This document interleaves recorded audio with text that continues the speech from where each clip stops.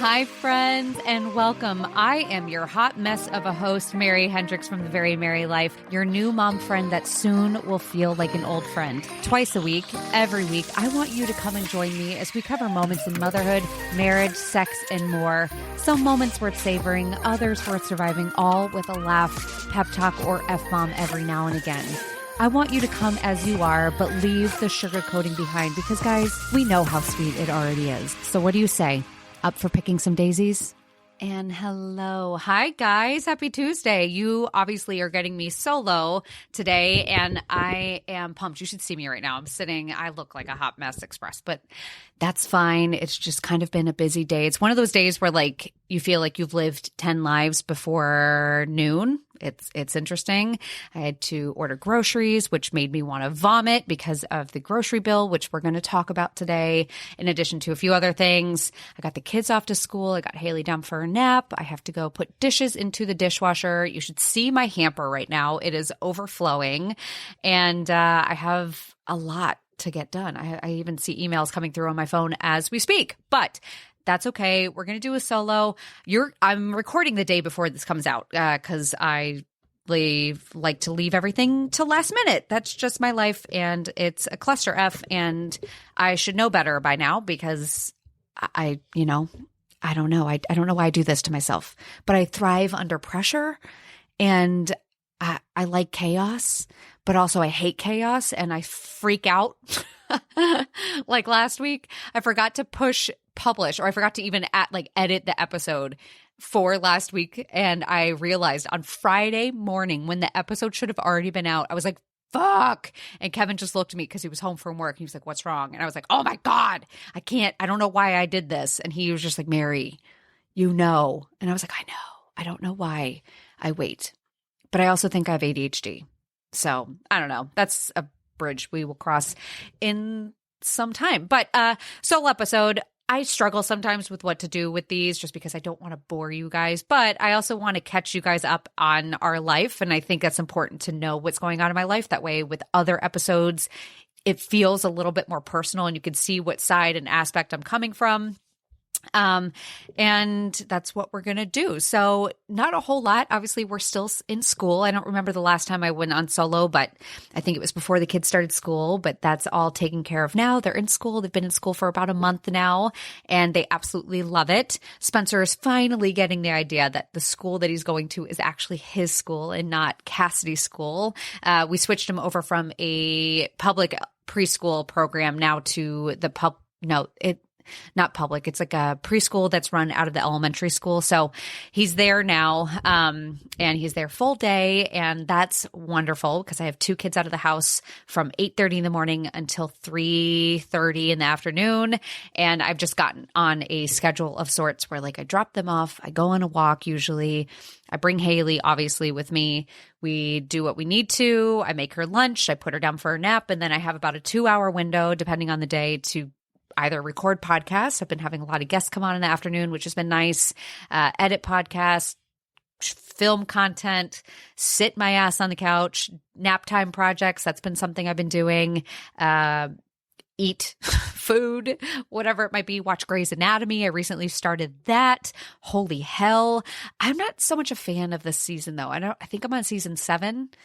I don't know. It's all like, we're going to go into Grey's for a second. I don't know. I don't really like the cast, but I'm continuing. I just don't like it. I feel like the first 6 seasons were like it. But you guys tell me. You can't tell me right now.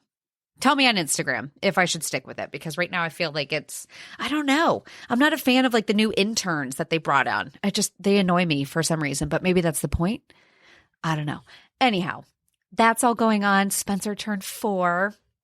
Which was a big birthday, bigger than I expected. And I talked about this a little bit on Instagram, and this is where like the reality and the honesty is going to come into this episode. Is it hit me out of nowhere, and I was incredibly emotional not the day before his birthday, surprisingly. It was the day of, where I woke up and I just like, I don't know, something just hit me out of nowhere where I was going through and I was creating a video of him. And it happens every time I go through for videos of Spencer. And I think, I've shared this before, but when I go through my camera roll of Spencer, I don't venture there very often to go and find past videos and pictures of him because it breaks my heart. Quite honestly, I don't remember a lot of his infant years. And to be frank, I don't really remember a lot up until like Haley was even born. Like I remember bits and pieces more during the time from him being like 18 months to 2.5. But even there, it's scarce, and I feel really bad about it. Even talking about it now, I just have a pit in my stomach, and I've decided to like forgive myself for that and let go of that. But we can say that to ourselves all the time. I think my body needs to recognize that it needs to let go of that, because even talking about it, I just get a pit.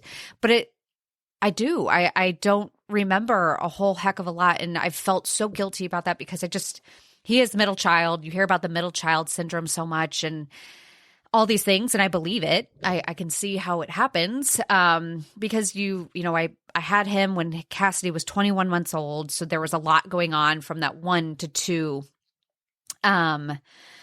perspective. And the pandemic started when he was 3.5 months old. And I'm almost certain that I had postpartum depression because I was not in a healthy state of mind for a majority of that time. And I was drinking a lot of wine, not in a point where like it was unsafe, but I was drinking a lot of wine because I think you were stuck in the house and it became like normalized. I think alcohol sales really shot up during the pandemic. So we got that. And then you're just trapped, like you were trapped during that time. And then you just kind of came out of it. And by the time like the COVID fog started to lift, then I got pregnant again when Spencer was about 18, 19 months old. I got pregnant again. And then my first trimester with Haley was really rough, like unexpectedly really rough. I've always had decently easy pregnancies with both of my kids prior to Haley, where I didn't feel great, but it was more food aversions and just exhaustion as opposed to like vomiting and extreme nausea. And that's what I had with Haley. And because of that, you're just in survival mode. Like I feel like I've been in survival mode for 4 years. And I don't think I realized it. And not to say that I'm not in survival mode right now, but I feel like it's been lifted a little bit, where like now that the kids are in school, I feel like I actually have time to breathe, whether that's, tackling the things around the house that sometimes have overwhelmed me, or I feel like I can actually take a second for myself and sit my ass on the couch, like I said, and watch Grey's Anatomy and do something for me. Like I haven't really felt like I could do that stuff, especially with Haley being born. Like I'll be frank, like the 2 to 3 wasn't as big of a hard hit for me. I don't know why. I mean, it's chaos. Don't get me wrong. If you're planning on having a third baby, just know it is pure fucking chaos. I feel like I just got broken in so much with the 2 that it just didn't hit as hard. Like I already just kind of put my hands up in surrender with the third, where I was like, okay, whatever the fuck is going on, it's fine by me. I can't control it. I'm not going to push back against it. I'm not going to add fuel to the fire. So I just have rolled with it, but it still was a lot. It still is a lot, and I don't know. I think all of that hit when I looked at his baby pictures and just seeing that right there. And then also realizing like, I'm here now. Like I can actually absorb the moment in, and I'm no longer living through just memory. And I feel like that's a portion of motherhood that a lot of people don't realize. And I've asked people this before, but do you find, and you could ask yourself this, do you find that in motherhood, are you enjoying it through the memory of it, or are you actually able to enjoy it in the moment itself? And there's no wrong answer. There's no right answer. But I will say being able to enjoy it in the moment hits so much better than it does in the memory. And being able to actually have a moment of enjoying the moment itself is a breath of fresh air. And that's what I got with him turning 4, where I was like, I could actually focus on this, and I can actually like dedicate time and make him a cake. Last year, I didn't even get him a gift, guys. Like I was so overwhelmed. Kevin was gone for a week, and I was so overwhelmed with 3 kids. I had postpartum anxiety. Pretty sure I had postpartum depression. I was just getting back from one of the worst vacations of my entire life, because he turned 3 in September. I'd just gotten back 2 weeks prior from a terrible, terrible vacation where I felt like such shit. I was with my girlfriends on this vacation, and they were going out, and I had to stay back because Haley wasn't taking a bottle, and there was just a lot. There's a lot that I can't share, but there was a lot going on that vacation, and I just cried my eyes out a lot on that vacation because I felt so alone and felt so in despair. I was drinking way more than I should have. I'll fully be honest of that. It was bad. It was a bad time. And then his birthday rolled around, his 3rd birthday, and I forgot his gifts, and I didn't make him a cake. I didn't even remember to sing him happy birthday before he went to bed. And I got on and I cried my eyes out on Instagram when that happened because I was like, this is awful. I'm a terrible mom. Like, how could I forget his birthday? Like, he's already gotten the short end of the stick being like, I haven't had that one-on-one time to like give him because of the freaking pandemic. Like, I haven't been able to like even connect with him, and I'm forgetting his birthday, and holy God, what is wrong with me? And I ended up waking him up like that night. I ended up waking him up, and I gave him a pudding, and it's now become a tradition. And I love that for us. I gave him a cup of pudding because that's all I had at the time. And I put a candle in it, and I sang him happy birthday, just him and I at like 10:30 at night. And then I put him back to bed. And like I said, it's become a tradition now. So the pudding, Spencer's birthday pudding, will forever stay around. But it wasn't that for the first time. This birthday was not that. And it was so nice to be able to just be here in the moment and like see it and know that I'm not going to just like forget it in a second, and know that I'm like actually watching this happen and absorb it all in. And it was a lot. And my emotions just kind of spilled all over the place because of that, where it's just, you know, I'm letting go of the guilt. I'm trying to, at least my body has to get on that mark, but I'm letting go of that guilt because survival mode it's doing what it needed to do. Like it's survival, guys. And I think sometimes we're all in it, and you're going to be in it in different stages. That thick, like there's thick, like I always say, it's treading pudding. But sometimes I look forward to the days of it treading water instead. And I think sometimes we push back on survival mode so much that we hate it a little bit. And I think sometimes it's a necessary evil where it really is great to know that you're going to do what you need to, and you're going to get it done. You will get it done. I think it just sucks that we won't remember it. And I feel like I blacked out for the last 4 years with Spencer, and that sucks. So I'm glad to be out of that. But with that being said, I also get pissed. And that's where the other half of this podcast is going to be going, is it drives me nuts sometimes to think about why we have to be in survival mode. And like this morning, I placed a grocery order, and it was almost $300 for a week of fucking groceries for a family of 5. And that's not even everything. That's not even all of our groceries. That's like, I went in, a can of Progresso soup, guys, $4.99.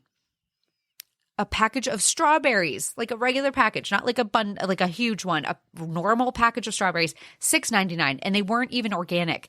Blackberries, $4.99. Like, it's just absurd. And there's a diaper crisis. I'm recording this the day before I release this episode, but I'm going to be putting out on Instagram. If you guys head over there, I'll be putting out a giveaway to help with the diaper crisis. I'm partnering up with Cuties, which is a brand that I've been working with for over 2 years now. And we're going to be doing a giveaway. So someone's going to be winning a 3-month supply of diapers, but also in addition, I'm going to be running a virtual diaper drive in order to if you're not in the stage of life where you need diapers anymore, consider it. If you have extra means, and I know what that means, because right now, everyone is stretched, but if you do have extra funds and you are looking to donate anywhere, diapers is a great option because there is a diaper crisis. There's a diaper shortage, not necessarily a shortage. They're being made. It's not like the formula shortage where it wasn't being made. Diapers are being made. It's that people are struggling to afford them. And that is a bunch of shit, but it doesn't shock me considering that my grocery bill is only going up. It's crap. And it's stuff like that just riles me up because like my whole goal in this page, in this podcast and everything is I hope one day I'm not needed. I hope one day when my kids are grown, if they choose to be parents, that they don't need content like what we are creating, that they won't need podcasts like this one to help them feel normal, to help them feel seen and heard, because hopefully at some point we can create permanent, everlasting change that will make their lives and their parenting journeys better. And I feel like it's so hard because I feel like all of us right now, the creators on this app, the mom creators, are screaming at the top of their lungs and no one is doing shit. And I'm a carefully political person because I know how polarizing it is, but I don't think it's a political issue to think that parents not being able to afford diapers is bullshit. It's bullshit. All of it's bullshit. The fact that there's 1 in 3 families are struggling to afford diapers. And because of that, women are men and women, but mostly women and parents are missing out on school. They're missing out on work. They can't bring diapers when you go to daycare, when you go to a childcare. You have to supply the diapers. And because they can't supply the diapers, they can't send their child to childcare. And because they can't send their child to childcare, they have to miss out on work or school or something that is bettering their lives. Make that one make fucking sense. It doesn't. But then also like you have parents who, like infants in general, they need about 10 diaper changes a day. Okay. So that's on average. Parents have even expressed in a recent survey about the diaper shortage or diaper need crisis. They said that some parents admitted to emptying out a soiled diaper and re-putting it on their baby because they didn't know what else to do. And because of that, obviously it's uncomfortable. Babies are stressed out. There's scientific proof that shows that babies are happier when they're clean and dry and don't have a soiled diaper, and babies are upset because of that. They're getting rashes. Their health is is vulnerable. And because of that, parents are failing their kids, but not because they want to, but because there's no way to succeed for their kids in getting them a new diaper. And that is adding to maternal depression, because how would you feel if you can't diaper your baby? You're going to feel like a giant fucking failure at this when that's a basic thing that we should be able to do for our kids. It's a load of shit. And so I think about that. I think about the childcare crisis, the cost of childcare. I think about like the lack of maternity leave. I think of, oh God, I can go on a tangent. And I don't know if I don't want this podcast to be that, but that's like where I think about all of this stuff. And thankfully a lot of that didn't impact me in terms of like with Spencer and like the survival mode that I've been in for the last 4 years, but there's been a mental health aspect of it. Like the fact that you get seen 6 weeks after you have a baby and then after that, nothing. Or the fact that like mental health was like so fucking bad during the pandemic, but there was no way to get in to see a provider. Like that is mind blowing. I remember even after when I had Haley, I posted up a reel. I did a goofy reel about like that 6-week checkup. And it was that whole audio that's like, you're going to take that dick from, what movie is that? I forget what movie that is. You will know it. If you're familiar with like Paul Rudd and things like that. But I joked about it and I had Haley in her baby seat. Like when I filmed it, I had her with me. And one of the biggest comments that I got about her being with me was exactly that. People could not believe that I was actually able to bring Haley with me to the appointment, because I guess after the pandemic, a lot of doctors' offices said no. Like, you can't bring your child with you, which is bullshit. I get it. I get it in terms of like, if they think that that's like the best way to keep everyone safe, but do the risks outweigh, what is it? What word am I going for there? But it's just shit to me. It doesn't make sense, because I then heard from women because of this, they didn't have childcare available to take care of their little one while they went to this doctor's appointment. So they skipped it. And there's just so much. There's so much. And I don't know what to do. I sit here and I'm like getting emotional about it because I have messages from you guys. Literally, I have messages from you that go through like the grocery situation this morning and saying like, I can't, we are struggling. My kids, we go hungry a lot. Like I had someone say we've gone hungry a lot this past year. I have many of you saying that I've had to give up my dream of having a little boy or a little girl because we cannot add any more people to our family. That drives me wild. And I feel helpless because I feel like I'm just talking into a microphone and I don't know what to do because I want to change it. We'll be back after a quick break. Eye-Opening Moments podcasts are real-life stories of adversity, encounters, and perspectives. They are moments that can lift your spirits, give you some food for thought, or move you. For the introspective mind that likes to reflect, discover, and find solutions or meaning in a complex life, listen to Eye-Opening Moments podcasts.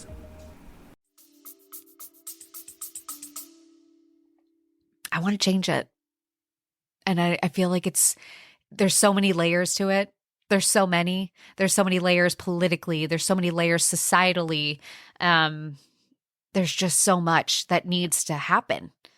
And it's why we're in survival mode so much, is because we've been given no other choice. A lot of it. We've been given no other choice to break out of it. And when we do, to talk about it, forget it.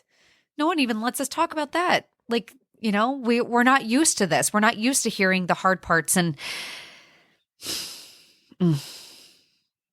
yeah. So I'm at a loss for words. I'm trying to record this as like in close to releasing it. That's why I'm recording it the day before, but it's just like, it's so passionately on my heart that like, I think I'm an empath. Like I've always been that way. Like I've always felt what others can feel. Like I can do that very well. And I think I've always been a people pleaser. I don't think that's a bad thing, but I've always been a people pleaser. I just want people happy. And I want this to be better for everyone involved. I want this motherhood journey to be so much better than what it is for everyone, but especially for my daughters and for my son one day. And I don't think it's going to get there sometimes. And I think that's another portion of survival mode where we're like, I think a lot of us are filled with like a hopelessness sometimes. And I think that's crap, because I think that's a big portion of all of that, where it's like, we're doing all of this, but will it change? I feel like I would be okay about doing this more and surviving more if I knew that it wasn't always going to be like this. And it may not be like that forever. Obviously, our lives are going to shift. Like, we're going to get out of this. And I've seen that. Like, my life has shifted in terms of like my kids at school. But I think there is a doubt in knowing that this is going to be different for my kids. And I feel like that's a heavy weight on our shoulders that not many of us are talking about. And that's fucking awful. Sorry, I feel like that podcast just took a turn, but that's literally where my brain just dumped everything. My heart just dumped everything out, because it just, yeah, like I'm at a loss for words. I'm going to pause here and then I'll collect myself and I'll get back on. All right, I'm back. I'm good.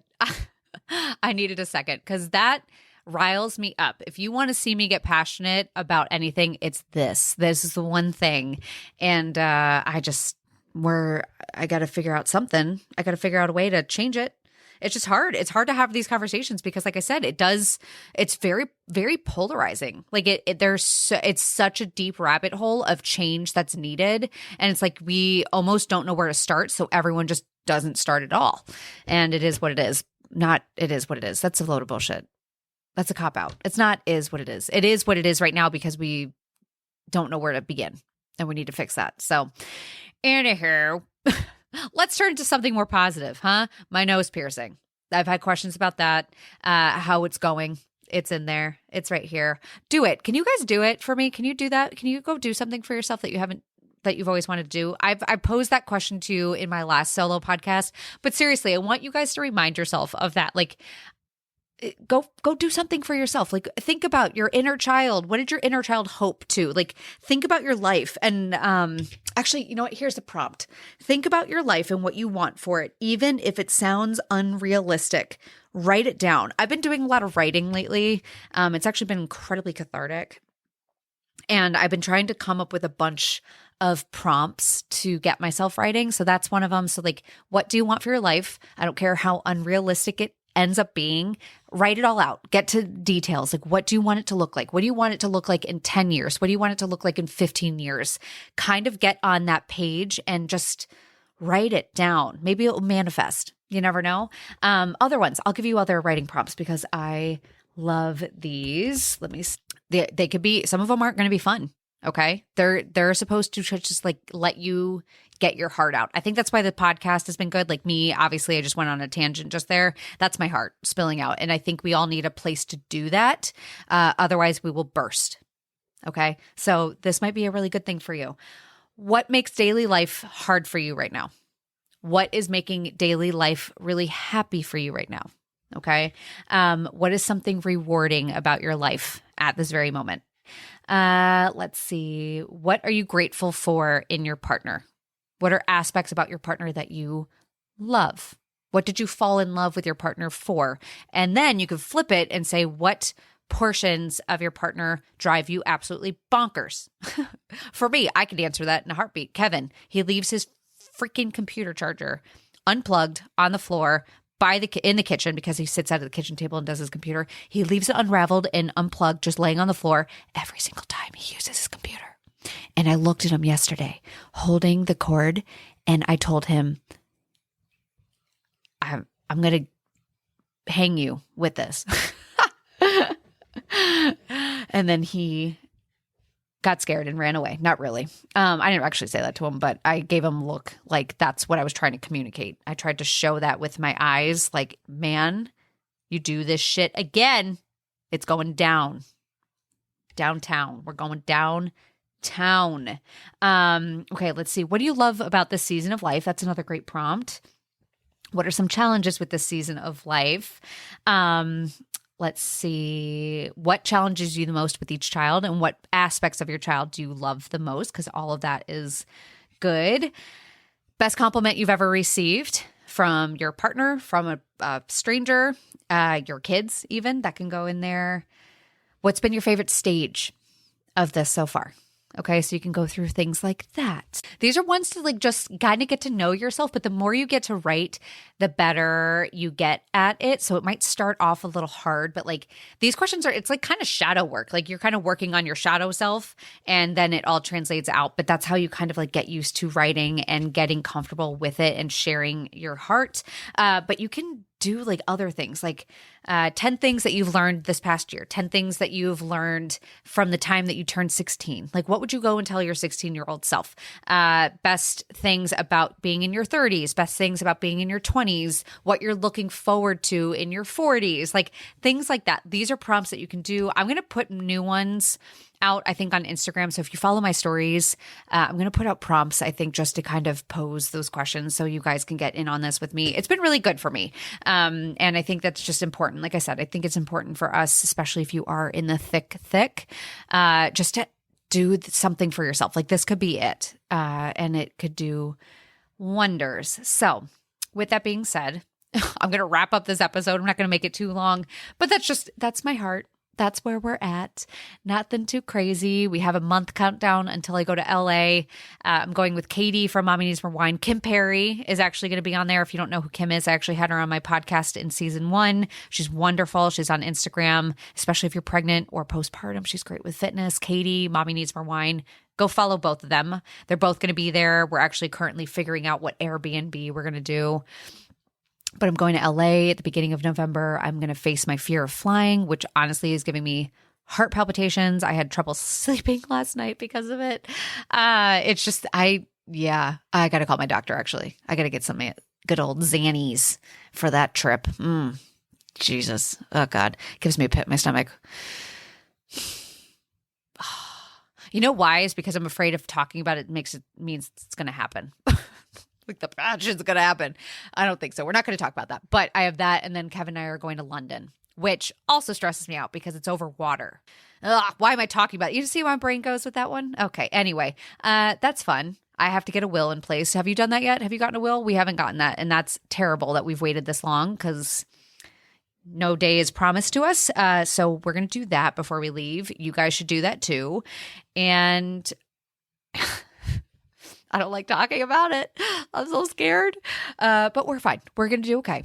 If anyone here also has a fear of flying, we're going to be fine. Okay? We got this. I hope. Jesus Christ. Okay. Bye. Love you. Another episode down. Thank you all so much for listening. If you loved today's episode, I would be so appreciative if you would leave a rating and review. I cannot begin to tell you how much those mean to me, but also how much they help me get in front of more eyes and more ears.